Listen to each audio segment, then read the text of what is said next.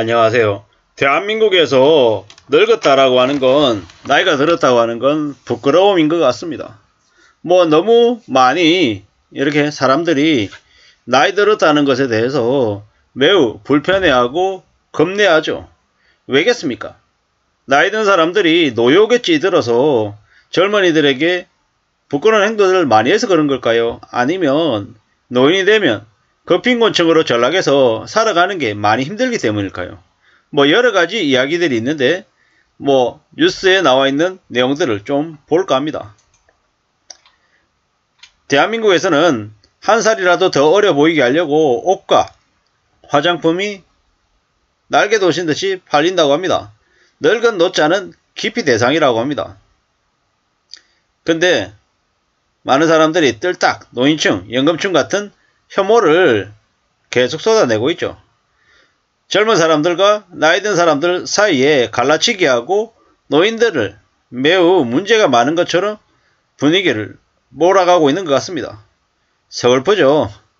대한민국 노인 100명 중에 10명 중에 4명이 빈곤층이랍니다. 여기서야 상대적인 빈곤층이다라고 얘기했지만 중위소득의 절반에도 못 미치는 돈으로 살아간다는 건 그냥 극빈곤층이라는 겁니다. 매우 가난하게 산다는 거죠. 씁쓸한 얘기입니다. OECD 국가, 선진국 국가들 중에서 최고라고 하는 거죠. 선진국 국가들의 3배랍니다. 왜 이렇게 됐겠습니까? 왜? 어쩌다가?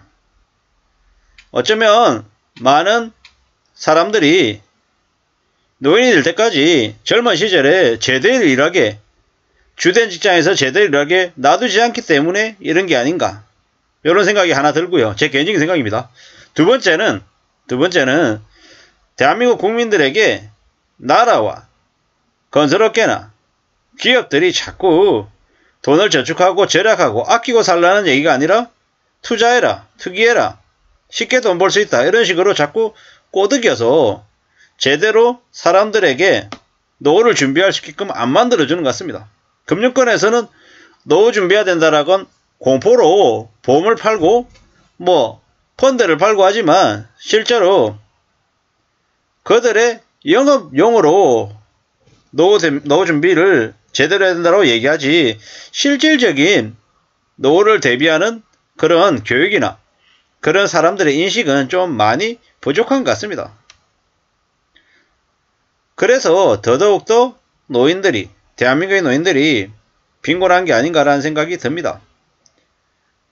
지금 이 뉴스도 어쩌면 노인 빈곤, 가난한 노인들을 염려해서 얘기하는 것보다는 국민연금 얘기하려고 지금 이런 뉴스를 내보내는 것 같다는 겁니다. 국민연금의 소득 대체율이 높아져야 된다, 이런 얘기하는데, 국민연금의 소득 대체율 높아지려면 어떻게 해야 됩니까? 결국에는 국민연금을 납부액을 더 늘려야 된다는 얘기잖아요.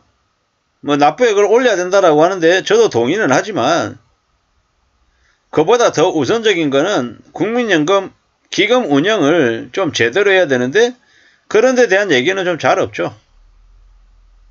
국민연금이 말도 안 되게 일본보다도 더 수익률이 낮습니다. 국민연금 기금 운영하는 데 대해서는 그다지 관심 없고 국민들에게 돈을 더 내라는 얘기들만 계속하는 게 지금의 나라입니다.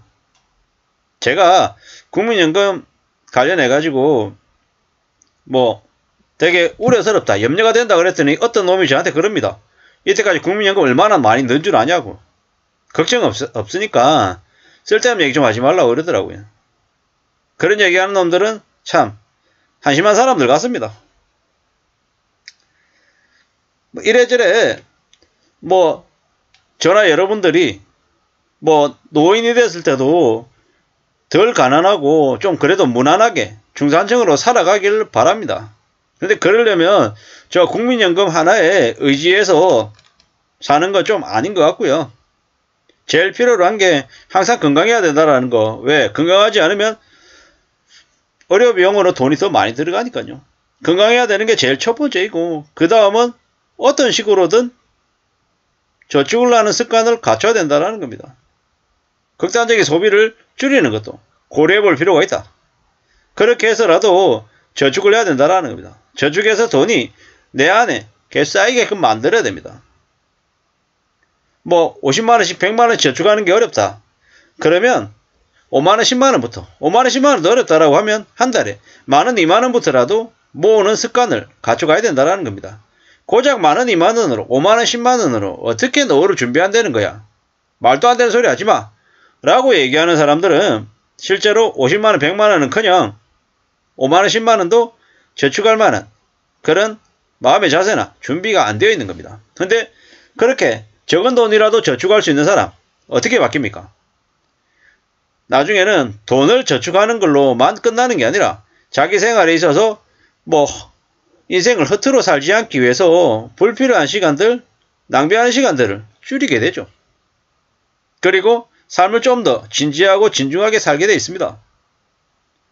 돈을 아끼는 사람이 시간을 안 아낄까요? 시간도 아끼죠. 뭐 그런 식으로 살아갈 거다라는 얘기를 드리고 싶은 겁니다. 건강해야 되고 또 절약할 줄 알아야 되고 그리고 나한테 주어진 것들이 결코 공짜가 아니고 고마운 것들이다.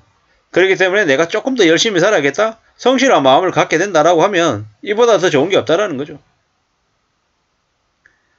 저는 이제 김원수 작가의 뜨거운 피라고 하는 작품을 이제 좋아하는데요. 거기 나온 얘기들을 계속 읽습니다. 뭐냐? 현실이 시궁창 같아도 잘 지낼 수 있다. 조심하면 된다. 조심해서 나쁠 거 없다. 싸우는 건 원래 치졸하고 지저분하다. 멋있게 싸우려는 놈이 제일 먼저 진다. 라고 했습니다. 그게 진리 같습니다. 그게. 시죽은 듯이 조용히 지내는 게 제일 낫다. 오래 살아남으려면 체면 같은 거 생각하지 말라. 조용히 지죽은 듯이 잘 지내자. 개품 잡다가 죽으면 끝이다. 비굴하게 살아도 비겁하게 살아도 살아남아야 된다. 돈 되는 일은 언제든 호시탐탐 노리는 이들이 많다라는 거. 이런 얘기들이 여기 나와 있습니다. 함부로 폼 잡지 마라. 폼 잡는 건 잠시고 감옥은 평생이다. 이런 얘기들을 이제 그 김원수 작가의 뜨거운 피에서 계속 얘기하는데 마찬가지입니다. 우리가 멋지게 가오 부리면서 어깨에 힘주고 살려다 보면 노후 따위는 안 챙겨진다라는 거죠. 좀 구질구질해 보여도 굳이 저렇게 살아야 돼? 이런 얘기를 듣는다 하더라도 그렇게 살아야 삶이 지켜질 거라는 겁니다. 바닥을 향해 저 밑바닥으로 내려가도 괜찮다. 그래, 난 현장에서 움직이는 사람이다. 이런 마음으로 지내야 그래야 삶을 오래오래 유지할 수 있지 않겠냐라는 거죠. 함부로 가난해지는 걸 당연하게 아니면 미래를 아무렇지도 않게 생각 없이 살다가는 가난한 노인이 되는 게 거의 확실해진다라는 겁니다. 아무쪼록 저나 여러분들이 가난한 노인이 아닌 무난하게 그냥 잘 지내는 평범한 노인이 되기를 바랄 뿐입니다. 감사합니다.